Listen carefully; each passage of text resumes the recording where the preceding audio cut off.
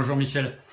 Euh, eh bien, la question que je souhaite évidemment te poser, c'est immédiatement par rapport aux européennes, c'est le lien entre les européennes et la bataille quand même qui est importante que tu mènes en permanence pour la défense de l'hôpital, hein, la défense des EHPAD aussi, hein, et en quoi, effectivement, en votant pour les Yann Brossa pour les européennes, on peut avancer dans le sens de toute la bataille et toutes les revendications que tu as sur l'hôpital.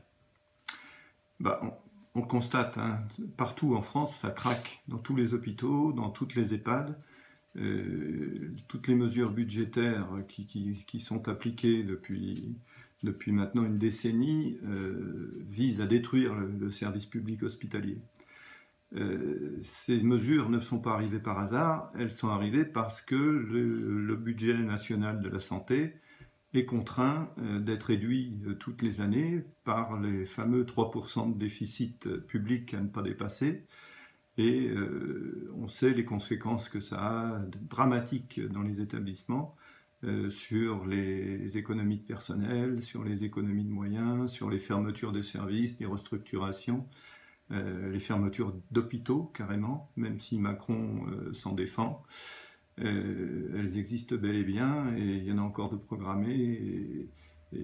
Il commence à y avoir une grande prise de conscience des personnels dans les établissements. Actuellement, il y a une vague de grève dans les services d'urgence, dans la psychiatrie également, qui est sinistrée.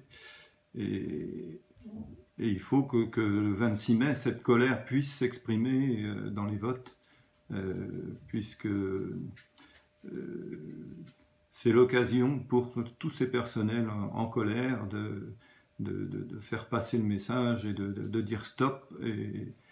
Et pour cela, Yann Brossa a des propositions concrètes pour sauver l'hôpital public, puisque les parlementaires communistes ont fait le tour des hôpitaux et des EHPAD de France pendant un an, et ils ont calculé qu'il faudrait un plan d'urgence pour l'hôpital public de 3 milliards d'euros, qui pourrait être financé moitié par une taxation des revenus financiers au niveau national, et pour l'autre moitié par une aide européenne à partir d'un fonds qui pourrait être créé par la Banque Centrale Européenne pour les services publics.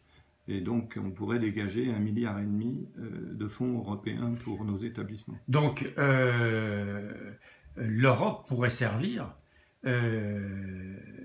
donc à financer, à apporter un financement, donc pour aller dans le sens des projets que le Parti communiste propose, quoi. Tout à fait. C'est la proposition que font les communistes de créer ce fonds européen pour les services publics.